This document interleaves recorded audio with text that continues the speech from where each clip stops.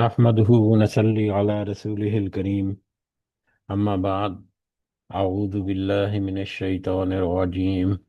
بسم الله الرحمن الرحيم رب اشرح لي صدري ويسر لي أمري واحلل عقدة من لساني يفقهوا قولي رب يسر ولا تعسر وتمم بالخير اللهم لا سهل إلا ما جعلته سهلا وأنت تجعل الحزن إذا شئت سهلا اللهم انفعنا بما علمتنا وعلمنا ما ينفعنا وزدنا علما آمین یا رب العالمین۔ آج ہم انشاءاللہ اللہ کے خاص فضل و کرم سے، اس کی خاص رحمت اور توفیق سے سورہ آل عمران کی آیت نمبر 64 سے آنورڈ اپنا سبق دیکھیں گے اور کچھ آیات کو سمجھنے کی کوشش کریں گے۔ سب سے پہلے ہم اسی کی حمد اور اسی کا شکر اور اسی کی تعریف کرتے ہیں جس نے ہمیں یہ وقت اور یہ مہلت عطا فرمائی، جس نے ہمیں یہ سہولیات، یہ ضروریات، یہ ٹیکنالوجی، یہ رزق اور بے شمار انعام و کرام اور فضل و کرم ہمارے اوپر کیا، اور خاص کر جس نے ہمارے دلوں میں یہ ڈالا کہ ہم اس بابرکت کلام کو سمجھنے کی کوشش کریں۔ اللہ تعالیٰ سے دعا ہے کہ اس کوشش میں ہمیں استقامت نصیب فرمائے، اس کی صحیح سمجھ اللہ تعالیٰ ہمیں عطا فرمائے، اس کے ذریعے سے اللہ ہمیں اپنی اور اپنے ساتھیوں کی اصلاح کرنے کی توفیق عطا فرمائے، اور دنیا کے ساتھ ساتھ اللہ ہمیں آخرت کی کامیابی اور بھلائی اور اپنا خاص فضل و کرم ہمارے شامل حال رکھے، آمین یا رب العالمین۔ آگے بڑھنے سے پہلے ہم اپنا پچھلا سبق، اس کا ترجمہ دہراتے ہیں، جو کہ آیت نمبر 55 سے لے کر آیت نمبر 63 تک، جس میں اللہ تعالیٰ نے فرمایا، جب اللہ نے فرمایا کہ اے عیسیٰ، میں تجھے پورا لینے والا ہوں اور تجھے اپنی جانب اٹھانے والا ہوں اور تجھے کافروں سے پاک کرنے والا ہوں، اور تیرے تابعداروں کو کافروں کے اوپر غالب کرنے والا ہوں قیامت کے دن تک، پھر تم سب کا لوٹنا میری ہی طرف ہے، میں ہی تمہارے آپس کے تمام تر اختلافات کا فیصلہ کروں گا۔ پھر کافرین کو تو میں دنیا اور آخرت میں سخت تر عذاب دوں گا اور ان کا کوئی مددگار نہ ہوگا، لیکن ایمان والوں اور نیک اعمال والوں کو اللہ تعالیٰ ان کا ثواب پورا پورا دے گا، اور اللہ تعالیٰ ظالموں سے محبت نہیں کرتا۔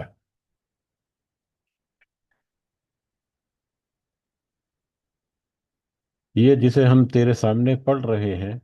یہ آیتیں ہیں اور حکمت والی نصیحت ہیں۔ اللہ کے نزدیک عیسیٰ علیہ السلام کی مثال ہو بہو آدم علیہ السلام کی مثال ہے، جسے مٹی سے بنا کر کے کہہ دیا کہ ہو جا، کن، پس وہ ہو گیا۔ تیرے رب کی طرف سے حق یہی ہے، خبردار شک کرنے والوں میں سے نہ ہونا۔ اس لیے جو شخص آپ کے پاس اس علم کے آ جانے کے بعد بھی آپ سے اس میں جھگڑے، تو آپ کہہ دیں کہ آؤ، تم اپنے اپنے فرزندوں کو، اپنے اپنے بیٹوں کو، اور تم اپنی اپنی عورتوں کو، اور تم خاص اپنی اپنی جانوں کو بلا لیں، پھر ہم عاجزی کے ساتھ التجا کریں اور جھوٹوں پر اللہ کی لعنت کریں۔ یقیناً صرف یہی سچا بیان ہے، اور کوئی معبود برحق نہیں بجز اللہ تعالیٰ کے، اور بے شک غالب اور حکمت والا اللہ تعالیٰ ہی ہے۔ پھر بھی اگر یہ حق کو قبول نہ کریں تو اللہ تعالیٰ بھی صحیح طور پر فسادیوں کو جاننے والا ہے۔ یہ ہمارا کل کا سبق تھا، اور کل کے سبق میں ہم نے دیکھا کہ حضرت عیسیٰ علیہ السلام کے بارے میں جو ضروری تفصیل تھی، اور نجران کے وفد کے ساتھ جو مکالمہ، یا جو ان کے ساتھ جو بحث و مباحثہ ہوا، اس کے باوجود نجران کے جو قبیلے والے تھے، نجران کا جو وفد تھا، وہ اس بات پر آمادہ نہیں تھے کہ وہ مسلمان ہوں، کہ وہ اسلام قبول کریں، اور بس کج بحثی میں لگے رہے، تو پھر اللہ تعالیٰ نے نبی کریم صلی اللہ علیہ وسلم سے حکم دیا کہ اگر یہ کسی بھی طرح سے نہیں مانتے تو پھر مباہلہ کا ان کو چیلنج دیجیے، اور ان سے کہیے کہ میں بھی اور تم بھی اپنے گھر والوں کو، اپنے اہل و عیال کو اور خود لے آئیں اور اللہ کے حضور سارا معاملہ پیش کر کے لعنت کریں اس پر جو کہ جھوٹ بول رہا ہے، جو جان بوجھ کر ایسا معاملات جو ہے اس میں مطلب حق سے دوری جو ہے وہ اپنائے ہوئے ہے۔ تو اس مباہلے کے چیلنج کو قبول کرنے سے پھر وہ کترا گئے، ہٹ گئے، اور اس مباہلے کے درمیان بھی انہوں نے یہ جو آپس میں گفت و شنید کی، اس کا مفہوم بھی ہمیں یہی بتاتا ہے کہ در حقیقت وہ نبی کریم صلی اللہ علیہ وسلم کو نہ صرف پہلے سے پہچانتے تھے اپنی کتابوں سے، اپنے رسولوں سے پہلے جو ان کے پاس علم تھا، بلکہ یہ دلائل جو نبی کریم صلی اللہ علیہ وسلم نے ان کو پیش کیے حضرت عیسیٰ علیہ السلام کے بارے میں، پوری انفارمیشن جو کہ بغیر کسی شک و شبہ کے تھی، اس کو سن کر بھی ان کے کان جو ہیں وہ کھڑے ہو گئے، لیکن اپنا دنیاوی مال اور متاع اور مرتبہ وغیرہ اس کو وہ قربان نہیں کرنا چاہتے تھے، کسی کے ماتحت نہیں آنا چاہتے تھے کہہ لیں، تو انہوں نے پھر اسی میں عافیت سمجھی، اپنی طرف سے انہوں نے اسی میں عافیت سمجھی کہ یہاں سے راہ فرار جو ہے وہ لیا جائے اور کسی طرح سے یہاں نکلا جائے، لہذا انہوں نے پھر صلح صفائی کا راستہ جو ہے وہ اپنایا، اور حضرت عبیدہ بن جراح کو نبی کریم صلی اللہ علیہ وسلم نے ان کے ساتھ پھر جوانہ کیا جزیہ کے لیے، اور جنہوں نے پھر ان کے ساتھ رہے۔ تو یہ کل کا ہمارا سبق تھا، اور حضرت عیسیٰ علیہ السلام کا قصہ، نجران کا جو وفد تھا اس کے بارے میں جو اس کا جو واقعہ ہے وہ کل کے سبق میں مکمل ہوا، اور آج ہمارا جو سبق آگے ہے آیت نمبر 64 سے آنورڈ، اس کو ہم اگر آج ہم شروع کریں اور دیکھیں، پچھلی آیات جو ہیں جو حضرت عیسیٰ علیہ السلام کا واقعہ اور نجران کا وفد، یہ تو فتح مکہ کے بعد 9 ہجری میں وہ معاملہ جو ہے وہ ہوا تھا، جبکہ آگے آنے والی آیات جو ہیں آیت نمبر 64 سے آنورڈ کچھ آیات، تو مفسرین کے مطابق یہ آیات جو ہے یہ جنگ بدر کے بعد اور جنگ احد کے درمیان کے دور میں نازل ہوئی تھیں، جن میں اہل کتاب کے دونوں گروہوں یعنی یہودیوں اور عیسائیوں کو مخاطب کیا گیا، اور بطور خاص یہاں پر یہودیوں کو مطلب ٹارگٹ کیا گیا۔ پچھلی آیات میں بطور خاص عیسائیوں کا تذکرہ یا عیسائیوں کے ساتھ عیسائیوں کو مخاطب کیا گیا یا عیسائیوں کے معاملات تھے، اب آئندہ کچھ آیات جو ہیں اس میں بطور خاص یہودیوں کے کچھ معاملات جو ہیں ان کا تذکرہ ہوگا، اور اوورال یہودیوں اور عیسائیوں دونوں سے اس میں خطاب بھی ہوگا۔ ان آیات میں اللہ تعالیٰ نے نہ صرف ان یہودیوں کے مکر و فریب اور ان کے دھوکے کو نہ صرف، اور ان کی چالوں کو نہ صرف بے نقاب کیا، ان کو کھول کر رکھ دیا جو اندر اندر سے یا چھپ چھپا کر وہ چالیں چلتے تھے، یا مکر یا دھوکہ دینے کی کوشش کرتے تھے، تو نہ صرف ان ساری چیزوں کو اللہ تعالیٰ نے بے نقاب کر دیا، بلکہ ان کو نصیحت بھی کر دی کہ دیکھو یہ مطلب اگر تم اس سے باز آ جاؤ یا اگر تم حق کو قبول کر لو تو یہی تمہارے لیے مناسب ہے، وارننگ وغیرہ جو ہے وہ بھی دی گئی ان کو، لیکن اکثریت ان کی جو ہے وہ اسی طرح سے رہی، اور انہوں نے اس وارننگ کے اوپر کام نہیں دھرے۔ تو اسی کے مطابق پھر ہم آگے دیکھتے ہیں یہودیوں کے ساتھ، اور غزوہ بدر کے بعد، جنگ بدر کے بعد جنگ احد، اور پھر بعد کے کچھ معاملات جو ہیں ان کی کافی ساری تفصیل جو ہے ہمیں جو جنگ احد کی کمنٹری آئے گی بعد میں، کافی ساری آیات آئیں گی، یا پھر جنگ خندق جو ہے اس کی تفصیل بہت ساری آئے گی، تو اس میں ہمارے اوپر بہت ساری مختلف واقعات اور مختلف اینگل جو ہیں وہ کھلیں گے کہ کس طرح سے یہودی جو ہیں وہ اوپر اوپر سے تو مسلمانوں کے ساتھ رہے، مسلمانوں کے ساتھ ان کا اتحاد تھا، لیکن اندر اندر سے وہ مسلمانوں کے دشمنوں کے ساتھ مل کر مسلمانوں کے خلاف ہی اقدامات کرتے رہے، جس کی وجہ سے ان کے بارے میں بہت سارے سخت اقدامات جو ہیں مختلف مواقع پر بھی نبی کریم صلی اللہ علیہ وسلم نے اپنائے۔ تو آگے بڑھتے ہیں آیت نمبر 64۔ آیت نمبر 64 جو ہے یہ ایک قرآن مجید کی بہت مشہور آیات میں سے ایک آیت ہے، اور اہل کتاب کو، یہودیوں اور عیسائیوں کو یہ دعوت دینے کا ایک بڑا پرکشش اور منفرد انداز ہمیں اس آیت میں نظر آتا ہے، جس میں اللہ تعالیٰ نے ایک الگ انداز میں، ایک بڑے دو ٹوک اور بڑے سادہ سے الفاظ میں، بڑے سادہ سے انداز میں، جو کہ بڑا کہ پرکشش اور منفرد ہے، اہل کتاب کو پیشکش کی، جس پر کہ وہ ایمان قبول کر لیں، یا وہ یہ پیشکش کیا ہے ہم سب نے یقیناً اس کو کئی دفعہ سنا ہوا ہے، لیکن اس پیشکش پر بھی اہل کتاب نہ آئے، حالانکہ اگر وہ اس پیشکش کر اس طریقہ کار پر تھوڑا سا بھی غور کرتے اور معاملے کو سلجھانے کی کوئی کوشش کرتے، یا نیت رکھتے کہ ہمارے معاملے جو ہیں وہ سلجھ جائیں، یا ہمارا جو مطلب حق ہے وہ ہم پر واضح ہو جائے، یا ہم حق کو قبول کر لیں، ذرا سی بھی وہ کوشش کر رہے،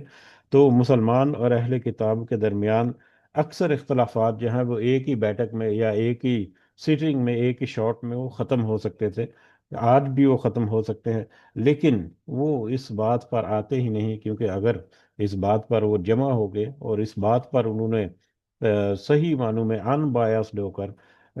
مطلب غور و فکر کیا، اور یقیناً وہ جانتے ہیں ان ساری باتوں کو، تو ان کو بہت ساری چیزوں پر کمپرومائز کرنا پڑے گا، اور یہی ان کا دنیا میں رہنے کا انداز ہے، کہ وہ اپنے مال متا، اپنی اپنی جو انا ہے اس کے اوپر وہ کمپرومائز نہیں کرتے۔ تو اس کا کیا مطلب وہ پیشکش ہے، یا کیا وہ انداز ہے، اس کی طرف ہم بڑھتے ہیں۔ آیت نمبر 64، اعوذ باللہ من الشیطان الرجیم، قل، آپ کہہ دیجئے، نبی کریم صلی اللہ علیہ وسلم سے کہا جا رہا ہے کہ آپ کہہ دیجئے، یا اہل الکتابی، اے اہل کتاب، یہاں پر ظاہری طور پر تو یہودیوں اور عیسائیوں کا مشترکہ تذکرہ ہے، لیکن بطور خاص یہودی جو ہیں وہ یہاں پر زیر بحث ہے، کہ آپ اہل کتاب سے کہہ دیجئے کہ اے اہل کتاب، تعالوا الی کلمۃ، آؤ تم ایک ایسی بات کی طرف، ایک ایسے درمیانی راستے کی طرف، سواء بیننا و بینکم، جو کہ برابر ہے، یکساں ہے، مسلم ہے، حقیقی ہے، بغیر کسی شک و شبہ کے مطلب محکم ہے، بیننا و بینکم، ہمارے اور تمہارے درمیان۔ اے اہل کتاب، یہودی اور عیسائیوں، آؤ، اللہ تعالیٰ آپ کو دعوت دیتا ہے کہ ایک ایسے حق والی، نصیحت والی بات یا کلمے کی طرف، یا ایک ایسا نصیحت والا پہلو، اینگل جو ہے، جو ہمارے درمیان اختلاف کا باعث ہے، اس کے اوپر ہم اکٹھے ہوں، جو کہ تمہارے اور ہمارے درمیان مشترک ہے، جس کو تم بھی مانتے ہو اور ہم بھی مانتے ہیں، اس ایک بات پر اتفاق کر لیں۔ وہ بات کیا ہے؟ اللہ، نعبد الا اللہ، یہ کہ نہیں ہم عبادت کریں گے اللہ کے سوا کسی بھی۔ اور سب سے پہلا اور سب سے بنیادی اور سب سے بڑا نقطہ جو کہ مشترک ہے اہل کتاب، یہودیوں اور عیسائیوں اور مسلمانوں میں، وہ نقطہ ہے شرک کا، کہ اللہ تعالیٰ کے ساتھ یہودی اور عیسائی جو ہیں وہ شرک کرتے ہیں، جبکہ مسلمان جو ہے وہ موحد ہیں۔ اس پوائنٹ کے اوپر کیوں اللہ تعالیٰ نے بتایا؟ ظاہری طور پر تو ہم دیکھتے ہیں کہ وہ شرک کرتے ہیں، لیکن اللہ تعالیٰ نے کہا کہ یہ ایک کامن پوائنٹ ہے، ایک مشترکہ نقطہ ہے مسلمانوں اور اہل کتاب کے درمیان، کہ ہم اللہ کے سوا کسی کی عبادت نہیں کریں گے، اللہ کے سوا کسی اور کو معبود نہیں ٹھہرائیں گے۔ اگر یہودی عیسائی جو ہیں، اگر وہ اپنی تاریخ کو دیکھیں، تو حضرت موسیٰ علیہ السلام نے تو کبھی نہ خود شرک کیا، نہ شرک کی دعوت دی، بلکہ وہ تو موحد تھے، انہوں نے تو توحید کی طرف بلایا۔ یہ تو تم ہی یہودی یا بنی اسرائیل تھے جنہوں نے پہلے بچڑے کی پوجا شروع کر دی، پھر بعد میں اور طرح طرح کے معاملات کیے، پھر بعد میں پھر حضرت عزیر علیہ السلام جو ہے ان کو مطلب اللہ کا بیٹا گردان کر ان کے ساتھ اس طرح سے معاملات کرنے شروع کر دیے۔ اسی طرح سے حضرت عیسیٰ علیہ السلام جو ہے، یقیناً عیسائی اگر ان کی ہسٹری کو خوب اچھی طرح سے جانتے ہیں، کہ حضرت عیسیٰ علیہ السلام نے تو نہ خود شرک کیا، نہ ہی شرک کی دعوت دی، بلکہ وہ تو توحید کی طرف بلانے والے تھے، وہ تو صرف ایک اللہ کی عبادت کرنے کا انہوں نے بھی حکم دیا۔ لیکن عیسائیوں نے بھی اپنے نبی کی شان میں غلو کیا، اور ان کو اللہ کا بیٹا گردان کر ان کو ہی الہ سمجھ بیٹھے، ان کو ہی معبود سمجھ بیٹھے، اور تو اس طرح سے انہوں نے بھی شرک کیا۔ تو اپنے دونوں فریق جو ہیں وہ اپنی اصل کی طرف اگر جائیں، اب ان کے جو دین کے جو اصل ہے اس کی طرف اگر دونوں لوٹیں، تو دونوں جو ہیں وہ اس پوائنٹ پر ضرور آئیں گے کہ اللہ کے علاوہ کوئی اور عبادت کے لائق نہیں۔ اور پھر مسلمان جو ہیں یا نبی کریم صلی اللہ علیہ وسلم جو ہیں وہ بھی یہی دعوت جو ہے وہ دیتے ہیں، حضرت موسیٰ اور حضرت عیسیٰ علیہ السلام کی طرح، کہ اللہ کے علاوہ کوئی معبود نہیں، صرف وہی لائق عبادت ہے، اور صرف وہی ہے جس کی عبادت کی جا سکتی ہے یا جس سے مدد مانگی جا سکتی ہے۔ تو پہلے تو ان کو کہا کہ سب سے پہلا نقطہ جس کے اوپر اگر تم اختلافات دور کرنا چاہتے ہو، تو پہلا نقطہ جس کے اوپر ہم متفق ہو سکتے ہیں، جو کہ حقیقی طور پر تمہارے اصل جو تمہارا دین ہے یا تمہارے نبیوں کا جو پیغام ہے، وہ یہی ہے کہ اللہ کے علاوہ ہم کسی کی عبادت نہیں کریں گے۔ توحید جو ہے اس کے اوپر آ جاؤ، ولا نشرک، اور اس کے بعد دوسرا نقطہ ہے ولا نشرک بھی شیئن، اور ہم نہیں شریک بنائیں گے اس کے ساتھ کسی چیز کو، اور ہم اس کے ساتھ کسی چیز کو شریک نہیں ٹھہرائیں گے۔ یہ بھی شرک سے دوری ہی ہے، توحید کا ہی مطلب یہ بھی پہلو ہے کہ ہم صرف اللہ کی عبادت کریں گے، اور شرک نہیں کریں گے، کسی بھی چیز کو اس کے ساتھ شریک نہیں ٹھہرائیں گے۔ یہ پہلا نقطے کا ہی حصہ ہے، ولا یتخذ، اور دوسرا نقطہ کیا ہے، ولا یتخذ بعضنا بعضا، اور نہ ہی ہم بنائیں گے اپنے بعض میں سے بعض، یعنی ایک دوسرے کو اربابن، ارباب اختیار یا اربابن رب، من دون اللہ، اللہ کے علاوہ یا اللہ کو چھوڑ کر، اور نہ ہی ہم آپس میں ایک دوسرے کو ارباب اختیار یا رب بنائیں گے اللہ کے علاوہ۔ یعنی ہم اپنے ایک دوسرے میں سے بھی کسی کو اس قابل نہیں سمجھیں گے، یا ایک دوسرے میں سے بھی کسی کو اتنی غلو اور اتنا اونچا مقام نہیں دیں گے کہ وہ رب کے برابر ہو، یا ہم اس کو رب سمجھنے بیٹھ لیں۔ تو اس کے دو پوائنٹس جو ہیں وہ اس آیت کے اس حصے میں ہمیں نکلتے ہیں، اس کا مفہوم جو ہے دو اینگل اس میں ہے۔ ایک تو آپس ہی میں کسی کو رب کا درجہ نہیں دینا چاہیے ہمیں، جیسا کہ حضرت عزیر علیہ السلام اور حضرت عیسیٰ علیہ السلام وہ انہی گروہوں میں سے تھے، انہی قبیلوں میں سے یا امتوں میں سے تھے، لیکن انہی کی طرح انسان تھے، لیکن ان کی امتوں نے ان کے غلو کرتے ہوئے ان کی شان میں ان کو رب کا درجہ دے دیا۔ تو لہٰذا یہ چیز جو ہے اس سے بھی تم ذرا رک جاؤ، اس کے اوپر بھی اگر تم غور و فکر کرو تو تمہارے لیے یہ بہتر ہے۔ جیسے کہ صحیح بخاری کی ایک روایت ہے، حضرت ابو سعید خدری رضی اللہ تعالیٰ عنہ بیان کرتے ہیں، رسول اللہ صلی اللہ علیہ وسلم نے فرمایا، قیامت کے دن یہودیوں کو بلایا جائے گا، پھر ان سے کہا جائے گا تم کس کی عبادت کیا کرتے تھے؟ وہ کہیں گے کہ ہم اللہ کے بیٹے عزیر کی عبادت کرتے تھے۔ ان سے کہا جائے گا تم جھوٹ کہتے ہو، اللہ کی نہ تو کوئی بیوی تھی اور نہ ہی کوئی اولاد۔ پھر نصرانیوں کو، عیسائیوں کو بلایا جائے گا اور ان سے پوچھا جائے گا کہ تم کس کی عبادت کرتے تھے؟ وہ کہیں گے کہ ہم اللہ کے بیٹے مسیح کی عبادت کرتے تھے۔ تو ان سے کہا جائے گا کہ تم جھوٹ کہتے ہو، اللہ تعالیٰ کی نہ تو کوئی بیوی تھی اور نہ ہی کوئی اولاد تھی۔ تو اس کا ایک مفہوم یا ایک پہلو یا ایک اینگل تو یہ ہے کہ کسی انسان کو تم آپس میں، جو کہ تمہاری ہی نسلوں سے، تمہارے ہی قبیلوں سے ہے، ان کو تم اللہ کا درجہ جو ہے یا رب کا درجہ جو ہے وہ نہیں دو گے۔ تمہارا دین اور تمہارا اصل جو ہے وہ بھی یہی کہتا ہے۔ اس کا دوسرا پہلو جو ہے یا دوسرا معنی یہ بھی ہو سکتا ہے کہ آپس میں مل بیٹھ کر حلال و حرام کا فیصلہ نہیں کریں گے، بلکہ صرف اللہ کے احکامات کے تابع ہو کر ہم رہیں گے، اور اللہ کے ہی حلال اور حرام قرار کردہ جو امور ہے یا جو کام ہے، انہی کے اوپر اتفاق کریں گے، اور انہی کے مطابق اپنے معاملات کو درست کریں گے۔ اور یہ بھی ایک انتہائی اہم نقطہ ہے، یہ بھی ایک انتہائی اہم نقطہ ہے کہ حرام اور حلال شریعت میں انسان کی زندگی میں کون سی چیز جو ہے وہ حرام ہے، کون سی چیز جو حلال ہے، اس کا استحقاق جو ہے وہ صرف اور صرف اللہ تعالیٰ کے پاس ہے۔ جس کسی نے اس استحقاق کو استعمال کرتے ہوئے اپنے منمانی کر کے اپنی طرف سے حلال اور حرام جو ہے وہ قرار دینا شروع کر دیا، گویا کہ اس نے بھی اللہ کے बराबर अपनी रबूबियत का या अपने रब होने का या अपने एक मतलब अरबाब इख्तियार होने का उसने क्लेम किया, जो कि शिरक है। अक्सर उलमा जो है वो इसको इसको भी शिरक कहते हैं। और इसमें इसमें अगर हम यहूदियों और ईसाइयों को देखें, तो यहूदियों और ईसाइयों ने किस तरह से अपने असल दीन को छोड़कर खुद से अपने ऊपर बहुत सारी चीज़ें हलाल और हराम कर रखी थी। उनके कवानीन जो अल्लाह ताला के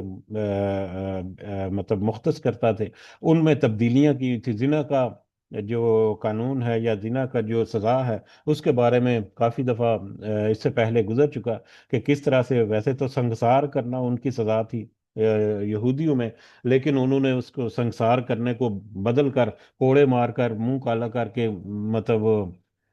घुमाना जो है शहर में या बस्ती में, इसको उसकी सजा मुकर्रर कर लिया अपनी तरफ से। बहुत सारी और चीज़ें जैसे कि उन्होंने ऊंट का गोश्त और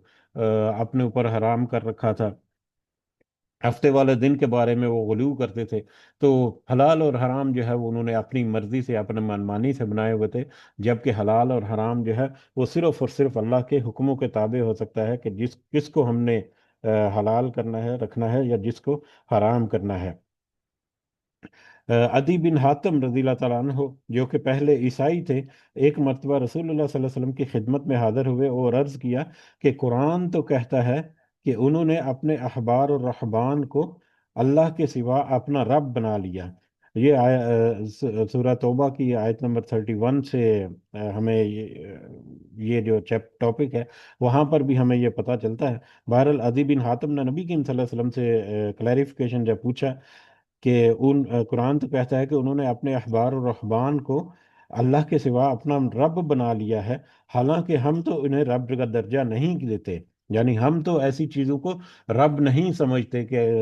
ऐसी चीज़ों की हिमायत करना या ऐसे लोगों के पीछे लगना रब का दर्जा उनका मिल जाता है। तो इस पर नबी करीम सल्लल्लाहु अलैहि वसल्लम ने फरमाया, वो इनकी इबादत तो नहीं करते, लेकिन जब वो इनके लिए किसी शय को हलाल करार देते हैं तो वो उसे हलाल मान लेते हैं, और जब वो किसी चीज को हराम करार देते हैं तो वो उसे हराम मान लेते हैं। यानी वो लोग ज़ाहिरी तौर पर तो उनकी इबादत नहीं की जाती या इस तरह का दर्जा नहीं दिया जाता, लेकिन उनके हराम और हलाल करदा जो चीज़ें हैं उनको वो अपना कर उसके मुताबिक अपनी ज़िंदगी को ढाल दिया जाता है। तो लिहाजा वो भी रब का इख्तियार जो है उसके ऊपर कदगन लगाने की मारने की कोशिश है, जो कि बिल्कुल नाजायज है, जिसकी बिल्कुल मतलब इंसानों को बिल्कुल भी इजाजत नहीं है। तो इस एतबार से भी आयत का दूसरा पहलू जो है वो भी एक अहम नुक्ता है इस आयत को समझने के लिए,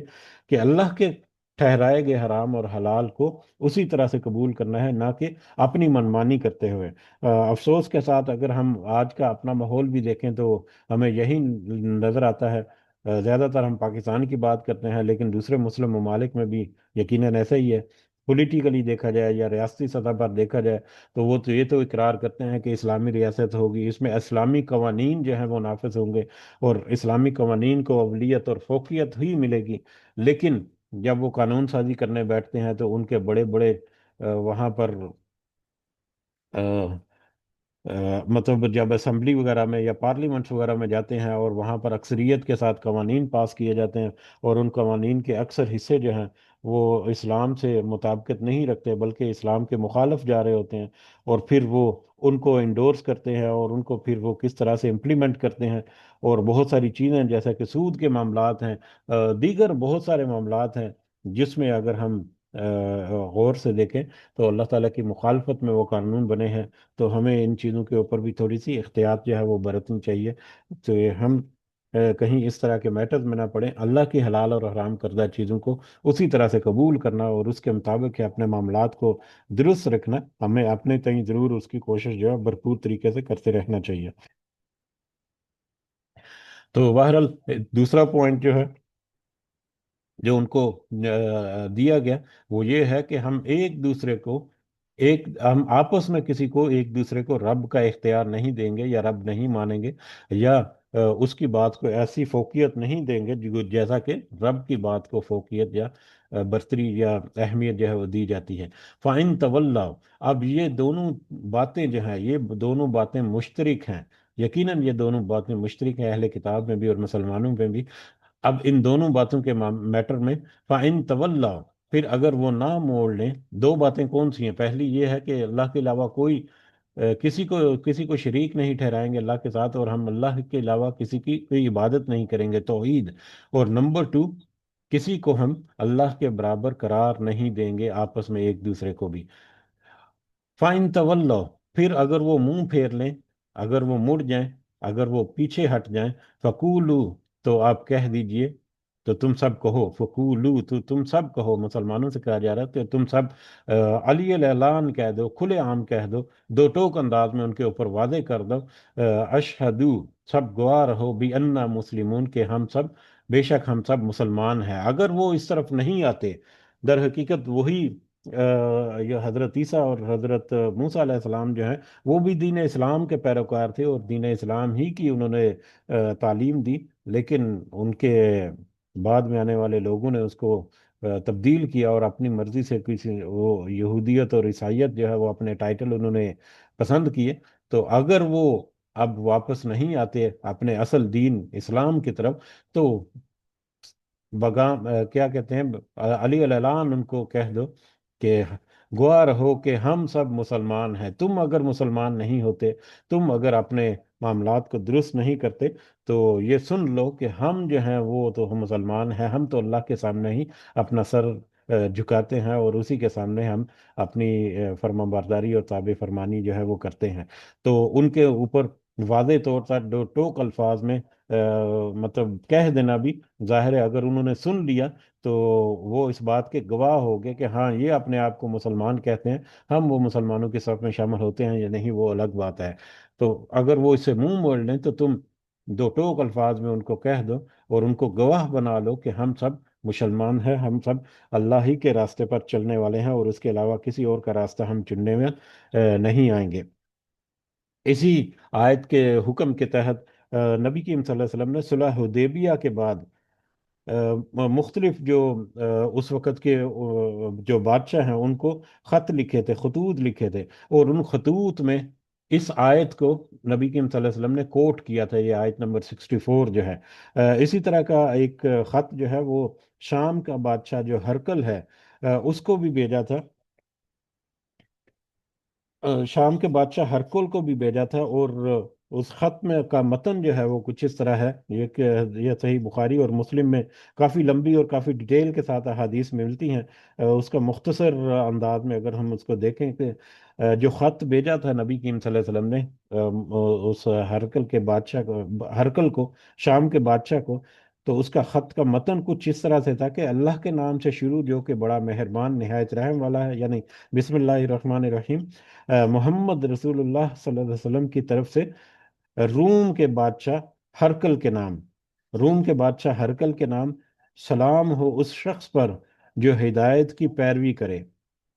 شام جو ہے اس وقت روم کے تحت تھا یا روم کے ماتحت تھا، تو بہرحال روم کے بادشاہ ہرکل کے نام، سلام ہو اس شخص پر جو ہدایت کی پیروی کرے۔ حمد و ثنا کے بعد میں تمہیں اسلام کی دعوت دیتا ہوں، مسلمان ہو جاؤ تو سلامت رہو گے، اسلام قبول کر لو، اللہ تعالیٰ تمہیں دگنا اجر و ثواب عطا فرمائے گا، اور اگر تم اسلام قبول نہیں کرتے، اگر اگر تم نے نہیں مانا، تو تمہاری رعایا کا، تمہارے جو عوام ہے ان کا گناہ بھی تمہارے سر ہوگا۔ اور اس کے بعد پھر نبی کریم صلی اللہ علیہ وسلم نے یہی آیت جو ہے آیت نمبر 64، اس کو اس خط کا حصہ بنایا، اس خط کا متن بنایا، یعنی اس آیت کے ذریعے سے پھر نبی کریم صلی اللہ علیہ وسلم نے ان کو دعوت دی۔ مختلف جو خطوط لکھے اس میں روم کے بادشاہ ہرکل جو ہے اس کے نام بھی اس طرح سے۔ اور جب یہ خط جو ہے اس کے دربار میں پہنچا یا اس تک پہنچا، تو اس وقت حضرت ابو سفیان رضی اللہ تعالیٰ عنہ، جو کہ اس وقت تک مسلمان نہیں ہوئے تھے، وہ بھی وہیں پر موجود تھے۔ تو حضرت ابو سفیان کو اس نے بلا لیا اپنے دربار میں، اور ان سے مختلف طرح کے سوالات کیے اس نے، اور ان سوالوں میں ایک سوال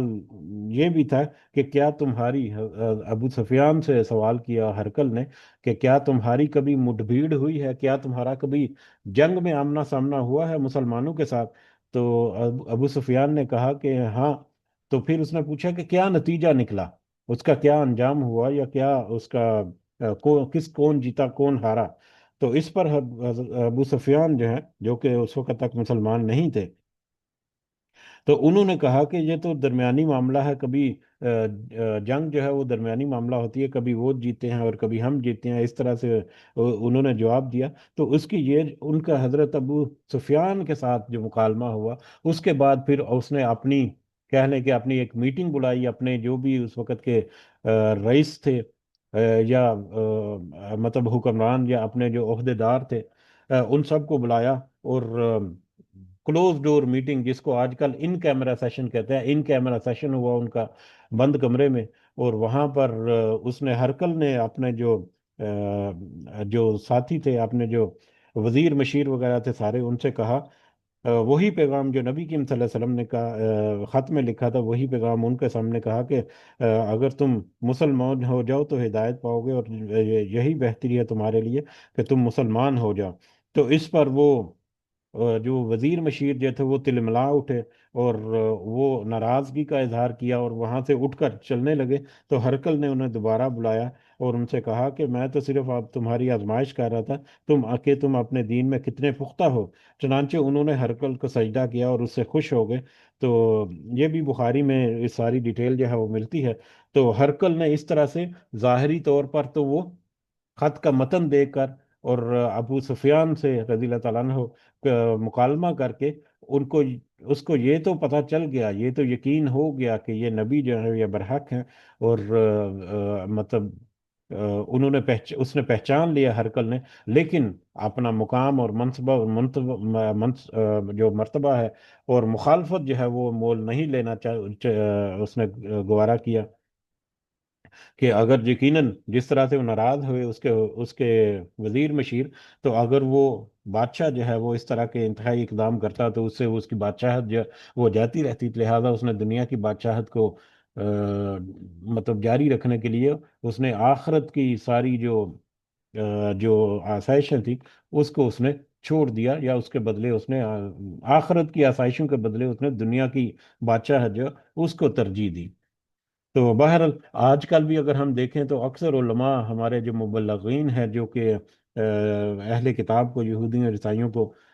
دعوت دیتے ہیں، تو ان میں یہ آیت جو ہے یہ بڑی مشہور بھی ہے، اور اکثر جو ہے وہ کوٹ بھی کی جاتی ہے، اور یہ بڑی پر اثر بھی ہے۔ اس میں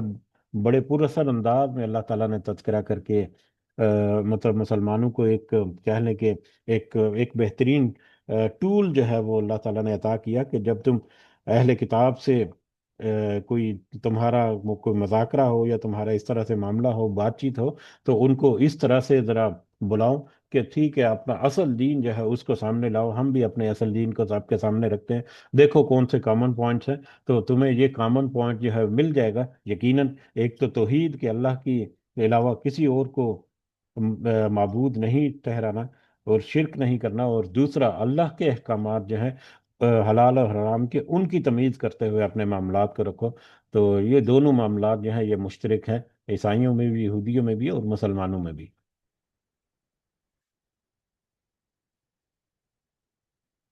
آگے بڑھتے ہیں۔ یا اہل الکتابی، اے اہل کتاب، لما تحاجون فی ابراہیم، کیوں تم جھگڑا کرتے ہو ابراہیم علیہ السلام کے معاملے میں، ابراہیم علیہ السلام کے بارے میں؟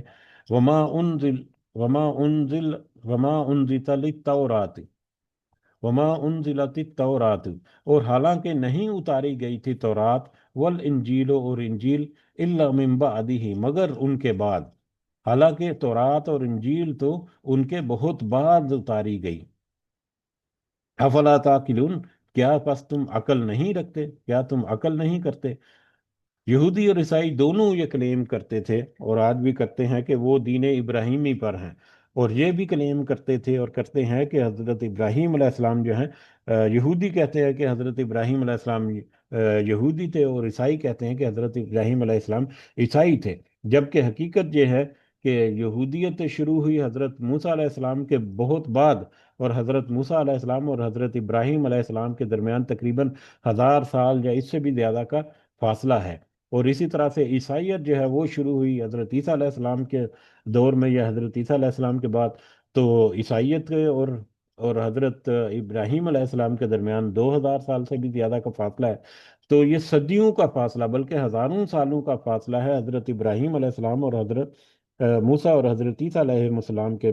دور میں، تو تم کیسے یہ کہہ سکتے ہو کہ حضرت ابراہیم علیہ السلام جو ہیں وہ بھی یہودی یا عیسائی تھے، جبکہ تورات جو ہے اور انجیل جو ہے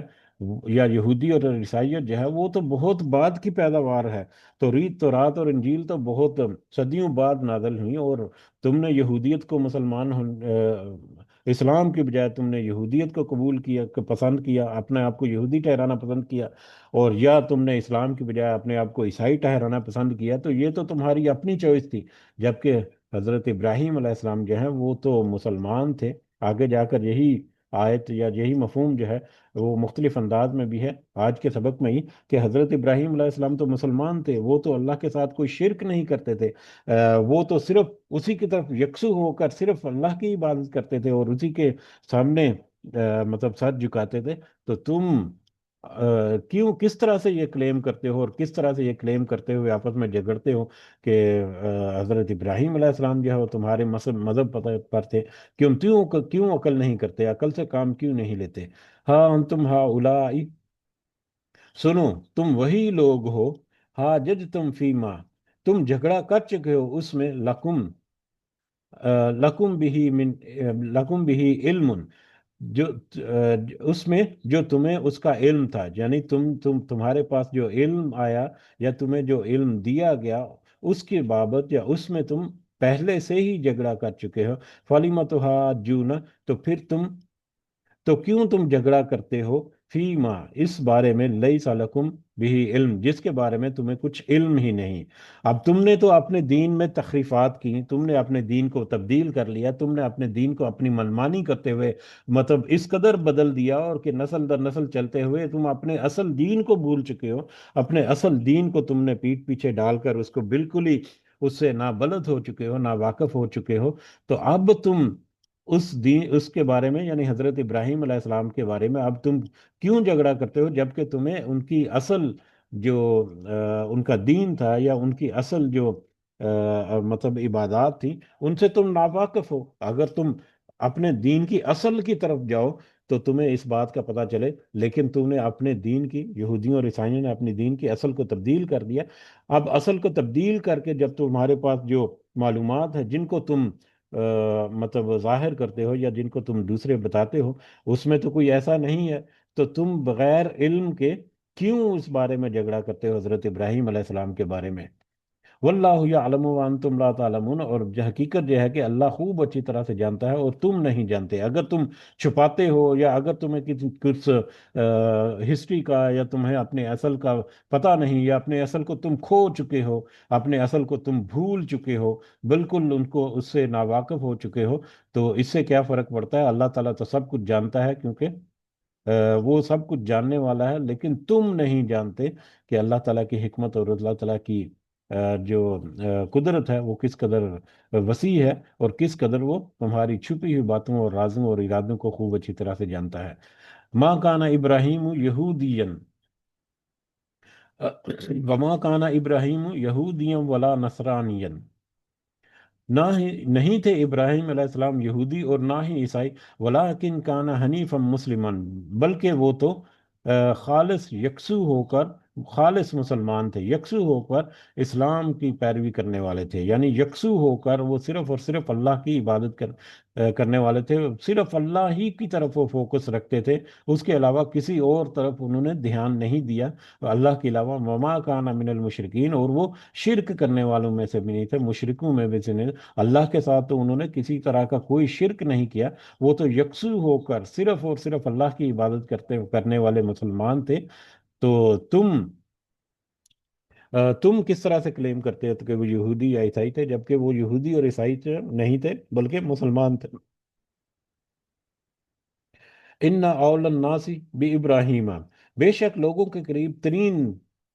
لوگوں میں سے قریب ترین ابراہیم سے للذین، یقیناً وہ لوگ ہیں، بے شک لوگوں میں سے حضرت ابراہیم علیہ السلام کے قریب ترین یا ان سے محبت کا دعویٰ کرنے والے یا ان کے محبت کا حق رکھنے والے وہ لوگ ہیں۔ کون سے لوگ؟ اتبعوہ، جن سب نے اس کی پیروی کی، جنہوں نے حضرت ابراہیم علیہ السلام کی اور ان کی تعلیمات کی، ان کی نصیحت کی یا ان کے دین کی پیروی کی، صحیح تو وہ حقدار ہیں کہ وہ اس بات کے اوپر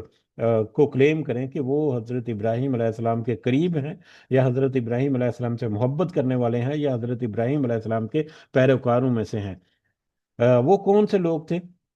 جو کہ حضرت ابراہیم علیہ السلام کے بعد آئے، جنہوں نے حضرت ابراہیم علیہ السلام کی پیروی کی، ان کے دین کو اپنایا اور ان کے دین کے مطابق اپنے معاملات درست کرتے رہے۔ اس میں بعد میں مطلب حضرت موسیٰ علیہ السلام جو ہے وہ بھی در حقیقت حضرت ابراہیم علیہ السلام کے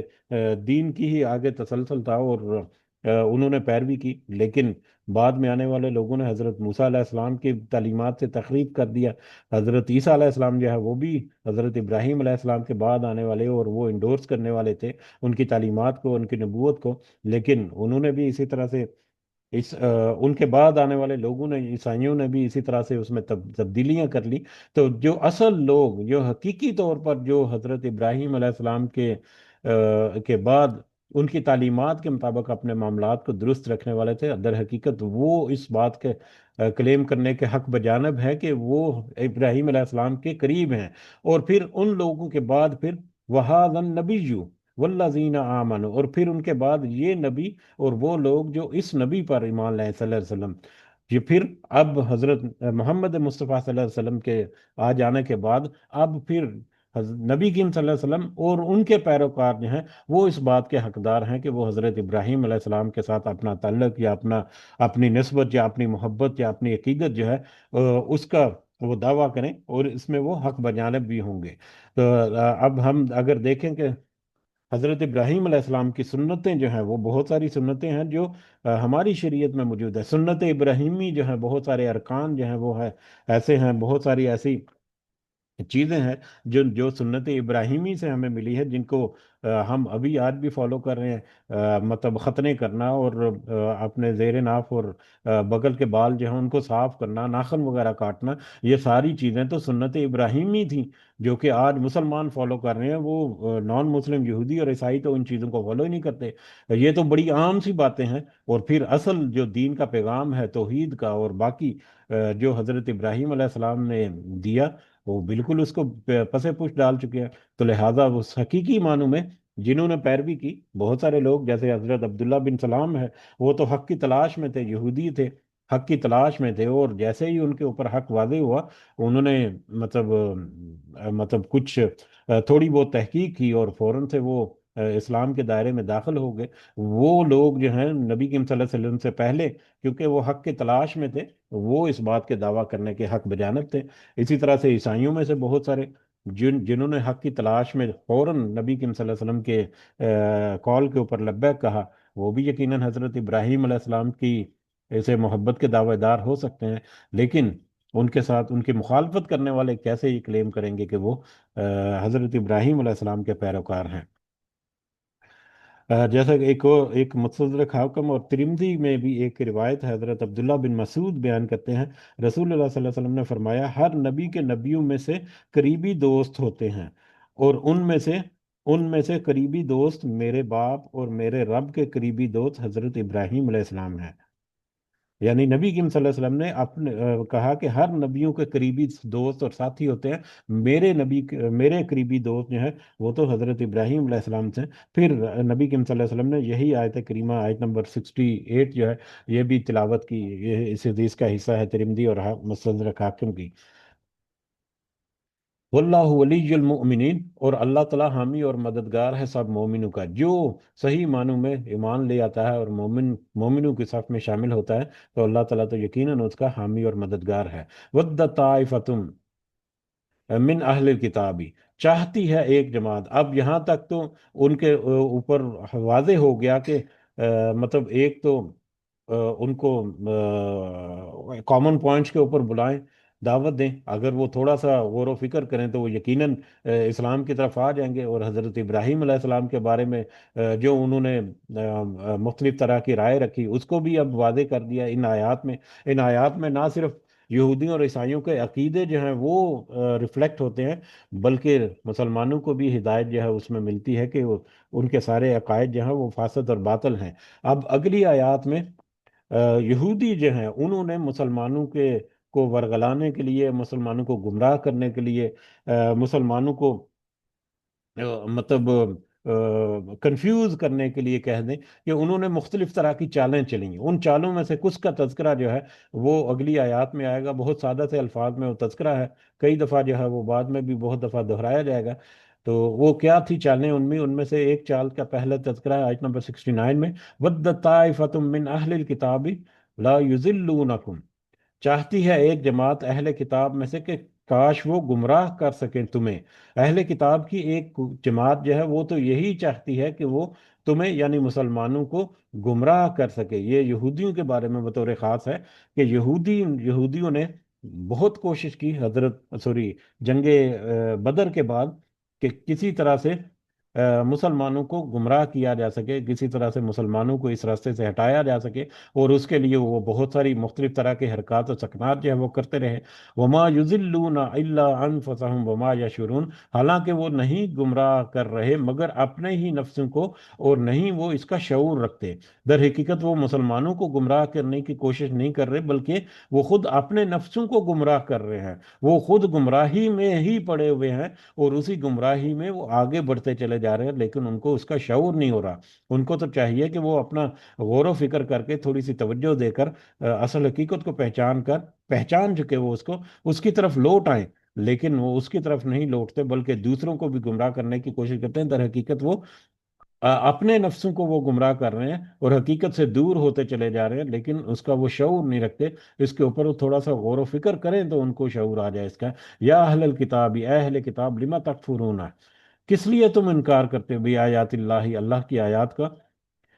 وَأَنْتُمْ تَشْهَدُونَ, حالانکہ تم سب اس کے گواہ ہو, تم سب اس کی گواہی دیتے ہو, تو کیوں تم اس کا انکار کرتے ہو. تو ایک تو ان کی گمراہی, دوسروں کو بھی گمراہ کرنا, وہ خود تو گمراہ ہوتے ہیں, دوسروں کو بھی گمراہ کرنے کی کوشش جو ہے ان کی ایک تو یہ تھی کہ وہ اللہ کی آیات کا انکار کرتے ہیں. وَأَنْتُمْ تَشْهَدُونَ, جبکہ وہ تم خود گواہی دیتے ہو. وہ خود اس بات کو مانتے تھے اسلام سے پہلے. وہ خود یہ دعوے کرتے رہے کہ اس طرح سے نبی آئیں گے جن کے اوپر پھر وحی آئے گی اور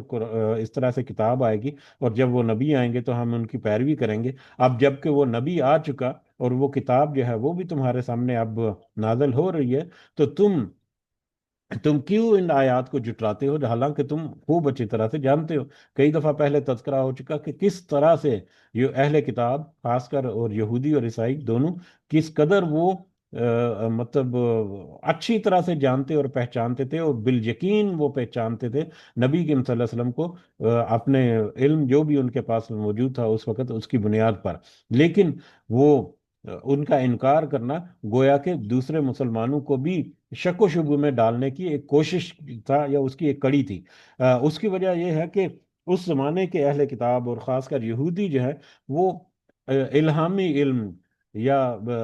شریعت کے اعتبار سے وہ بڑا کلیم کرتے تھے کہ ہم جو ہیں وہ ایک الہامی مذہب کے اوپر ہیں. ہمارے قوموں میں ہمارے پیچھے نبی اور رسول جو ہیں وہ گزر چکے ہیں اور کتابیں گزر چکی ہیں, اور ہم ایک شریعت کو جاننے والے ہیں. اور علم کے اعتبار سے ان کا ایک بڑا مقام تھا, ایک دھاک تھی اس وقت کے مشرکوں پر یا دیگر جو جتنے بھی مذاہب تھے ان کے اوپر. علم کے معاملے میں وہ ایک اپر ہینڈ رکھتے تھے, اور وہ کلیم کرتے تھے کہ ہمارے پاس تو اللہ کی طرف سے کتابیں اور نبی آتے رہے ہیں, تو ہم جو ہیں وہ اہل علم ہیں, ہم جو ہیں وہ بہترین جانتے ہیں ان چیزوں کو جو اللہ تعالیٰ کی طرف سے آتی ہیں. تو اس اعتبار سے جب وہ مسلمانوں کے سامنے, جب وہ لوگوں کے سامنے ان کا رویہ آتا تو بہت سارے لوگ کنفیوز ہو جاتے کہ یہ تو خود کلیم کرتے رہے, اور آج یہ نبی جو ہے صلی اللہ علیہ وسلم وہ جب موجود ہیں, وہ جو دعوت دیتے ہیں تو یہ ان کی طرف نہیں آتے یا یہ ان کو قبول نہیں کرتے, تو اس کا مطلب کچھ نہ کچھ تو گڑبڑ ہے, یا کچھ نہ کچھ تو کوئی شک و شبہ یا کچھ ایسا معاملہ ہے. تو لہٰذا اس طرح سے بھی وہ شک و شبے میں پڑتے اس وقت کے لوگ جو ہیں جن کو کوئی دین کا علم پہلے نہیں تھا, کوئی شریعت ان کے پاس نہیں تھی, یا جو ان چیزوں کو نہیں جانتے تھے. تو ایک تو ان کا خود انکار کرنا جو ہے براہ راست, ایک تو اپنا ان کا ہٹ درمی تھی, اور دوسرا لوگوں کے اوپر اس کا اثر جو ہے وہ کچھ نہ کچھ ہوتا تھا. یا اہل الکتاب لما تلبسون الحق کا, اور دوسرا اس کے بعد اے اہل کتاب کیوں تم خلط ملط کرتے ہو الحق کا, حق کو, بالباطل, باطل کے ساتھ. تم حق اور باطل کو مکس کیوں کرتے ہو, ایک تو ان کا دوسرا یہ ایک گمراہی کا طریقہ تھا کہ وہ حق اور باطل کو مکس کر کے لوگوں کے سامنے پیش کرتے تھے. یہ ان کا جرم تھا در حقیقت.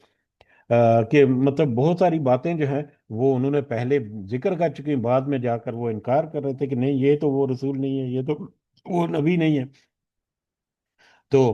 پہلے انہوں نے حق کو بیان کیا، بعد میں اس حق کو حق کی تردید کرتے رہے. یا احکامات کے معاملے میں بھی نبی کریم صلی اللہ علیہ وسلم جو ہیں ان کے احکامات یا ان کے جو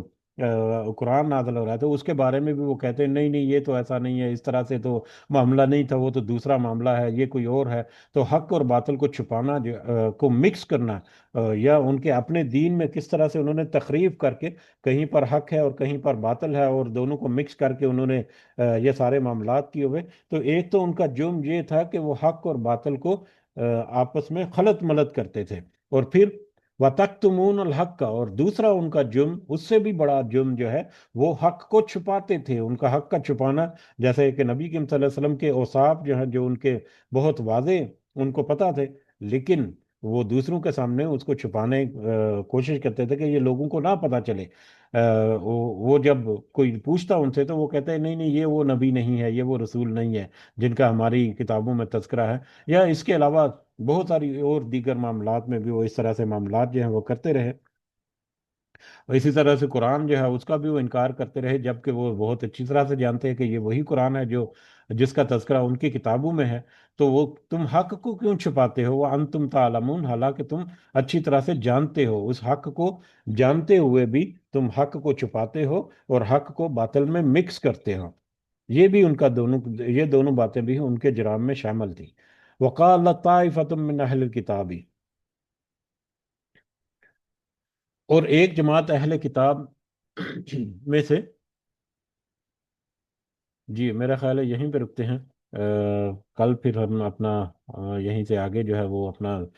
سبق جو ہے جاری رکھیں گے. اور یہی سلسلہ جو ہے وہ آگے چلے گا کہ کس طرح سے اہل کتاب جو ہے وہ اثر انداز ہوتے تھے، یا کس طرح سے وہ کوشش کرتے تھے. یہودی جو ہیں وہ کس طرح سے انہوں نے کوشش کی کہ ایک تو اس وقت کے جو دوسرے لوگ ہیں، جو دوسرے اس وقت کے مشرکین ہیں، نان مسلم جو ہے، ایک تو ان کو اسلام سے دور رکھا جائے کہ وہ بات سنے ہی نہ یا اس طرف آئے ہی نہ. اور دوسرا مسلمانوں کو وہ کوشش کرتے رہے کہ کسی طرح سے یہ دین کو چھوڑ کر واپس آ جائیں اور اس دین سے وہ مرتد ہو جائیں. تو ان کی کوششیں جو ہیں، ان کے کچھ اور پہلو جو ہیں وہ آگے سبق میں آئیں گے، تو انشاءاللہ کل ان کا ہم تذکرہ کریں گے. اس دعا کے ساتھ کہ ہم نے جو سننے کی کوشش کی، جو سمجھنے کی کوشش کی، اللہ تعالیٰ صحیح معنوں میں اس نصیحت ہمارے دلوں میں ڈالے اور پھر ہمیں توفیق دے کہ ہم اپنی اصلاح کر سکیں. آمین یا رب العالمین. وما علینا الا البلاغ المبین.